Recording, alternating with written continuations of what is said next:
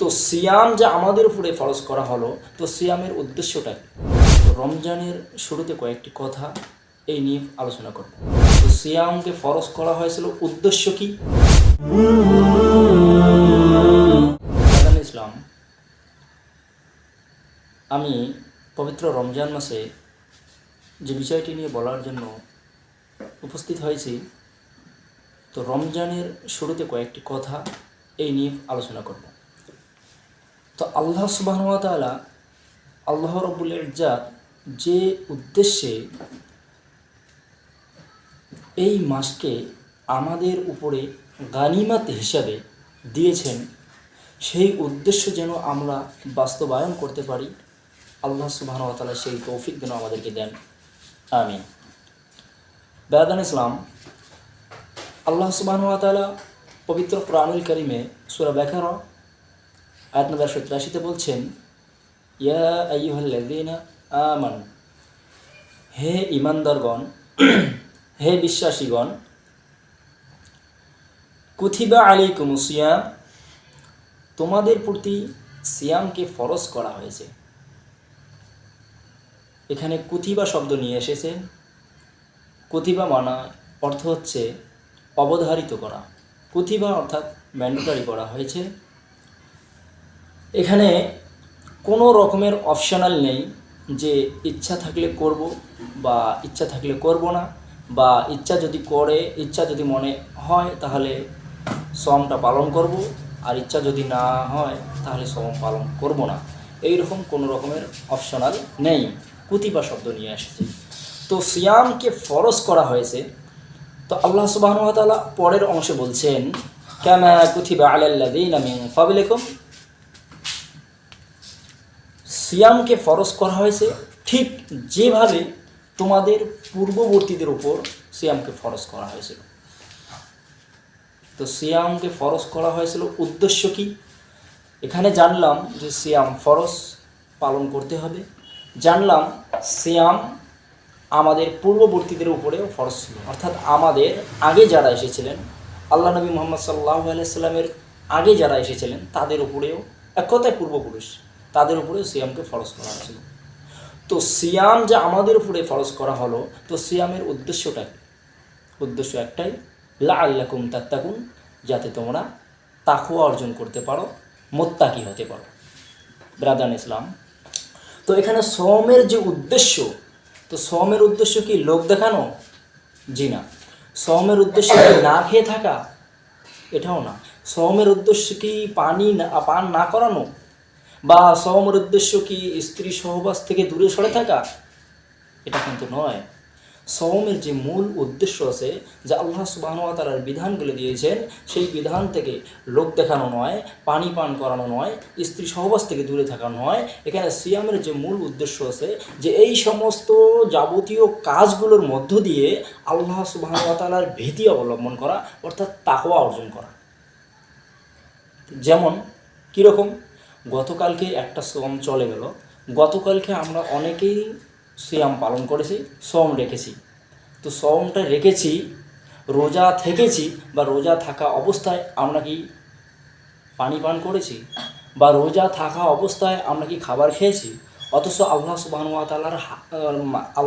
ওয়া তাআলার পক্ষ থেকে হালাল, পানি পান করা হালাল, খানা খাওয়া হালাল, তথাপিও আমরা কিন্তু খাবারটা খাইনি। কেন খাইনি? যে খাবার বা খাওয়া বা পানি পান করা, স্ত্রী সহবাস করা, এগুলো নাম তাকওয়া নয়।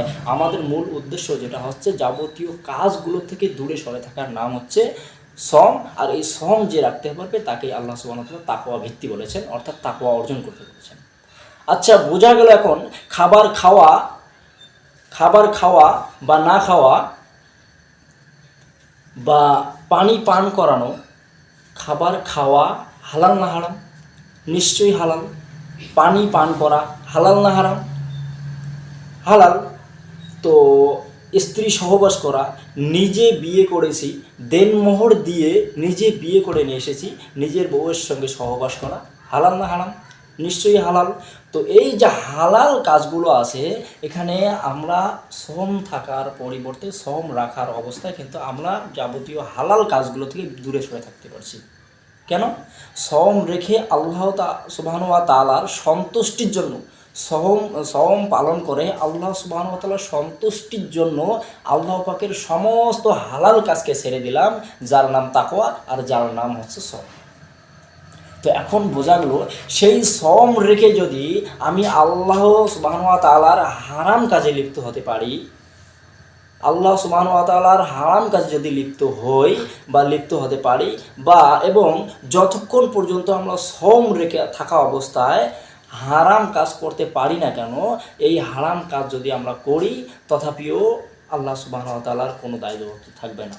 কেননা এখানে বলা যায়, সেই সওম রেখে আমি আল্লাহ সুবহানাহু ওয়া তাআলার নামে, আল্লাহ সুবহানাহু ওয়া তাআলার হারাম কাজে যদি লিপ্ত হই, তাহলে আল্লাহ সুবহানাহু ওয়া তাআলার কাছে পানাহার করা আর না করা, স্ত্রী সহবাস করা আর না করা কোনো যায় আসে না। আল্লাহ সুবহানাহু ওয়া তাআলার কাছে সওম রাখার কোনো রকমের নেই।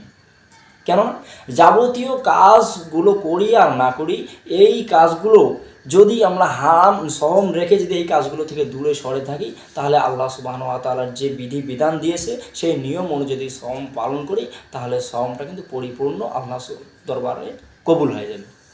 তো এখন বোঝা গেল, এখন আমরা সওম রেখে আল্লাহ পাকের হালাল ছেড়ে দিলাম, আর এই হালাল ছেড়ে দেওয়া মানে হচ্ছে সওমটা পরিপূর্ণ করে আদায় করলাম।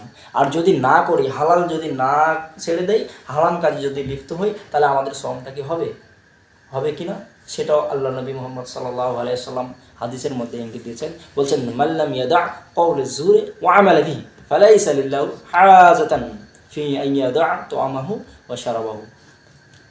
এখানে বোঝা গেছে যে আল্লাহ নবী সাল্লাল্লাহু আলাইহি সাল্লাম বলছেন, সেই ব্যক্তির খাওয়া আর না খাওয়া, বা সেই ব্যক্তির পানি পান করা আর না করা আল্লাহ সুবহানাহু ওয়া তাআলার কাছে কোনো যায় আসে না। কেননা সেই ব্যক্তি রোজা রেখে যদি মিথ্যা কথা বলে, অশ্লীল কাজ করে, অন্যায় কাজ করে, হারাম পথে লিপ্ত হয়, তাহলে আল্লাহ সুবহানাহু ওয়া তাআলার কাছে তার বিন্দু পরিমাণ সওমের দাম রইল না। কেননা আমি যদি সওমটা পালন করি, ইবাদতটা যদি করি, সওমটা যদি পালন করব, ওইভাবে পালন করব যেভাবে বলা হয়েছে, আন তা'বুদুল্লাহা কাআন্নাকা তারাহ, তুমি এমনভাবে ইবাদতটা করো যে ইবাদতে তুমি স্বয়ং আল্লাহ সুবহানাহু ওয়া তাআলাকে দেখতে পাচ্ছ। আমি এমনভাবে যেন ইবাদতটা করি, ওই ইবাদতে যেন আমি আল্লাহ সুবহানাহু ওয়া তাআলাকে দেখতে পাবো। আর যদি ওটা না হয়, ওয়া ইল্লাম তাকুন তারাহ, আর তুমি যদি আল্লাহ সুবহানাহু ওয়া তাআলাকে দেখতে না পারো, তাহলে মনে রাখবে ফাইন্নাহু ইয়ারাক, যেন আল্লাহ তোমাকে দেখছে। এই চিন্তা, এই চেতনা, এই বিবেক বুদ্ধি দেওয়ার জন্য রমজান প্রতি বছর ঘুরে ঘুরে আমাদের জীবনে চলে আসে। তো ব্রাদার ইসলাম, বেশি কথা বলবো না, আমার বলার উদ্দেশ্য এটাই যে রমজান যেহেতু প্রতি বছর 11টি মাস পেরিয়ে, প্রত্যেকটি 11 মাস পেরিয়ে পরের মাসে রমজান চলে আসে, আমাদেরকে বিবেক বুদ্ধি, চেতনা এবং আল্লাহ সুবহানাহু ওয়া তাআলার ভীতি অবলম্বন করার জন্য, তাকওয়া অর্জন করার জন্য, এই তাকওয়া অর্জন করতে জন্য আল্লাহ সুবহানাহু ওয়া তাআলা আমাদেরকে তৌফিক দেন এবং আমাদেরকে সঠিকভাবে আল্লাহ সুবহানাহু ওয়া তাআলার বিধি বিধান মেনে, শরীয়তের নিয়ম অনুযায়ী মেনে যেন সিয়ামকে পালন করার তৌফিক দেন। আল্লাহ সুবহানাহু ওয়া তাআলার কাছে অশেষ দয়া ও কৃপায় আমি আমার বক্তব্য এখানে শেষ করছি। আল্লাহ সুবহানাহু ওয়া তাআলা আমাদেরকে দোয়া কবুল করেন, বলেন যে আমিন।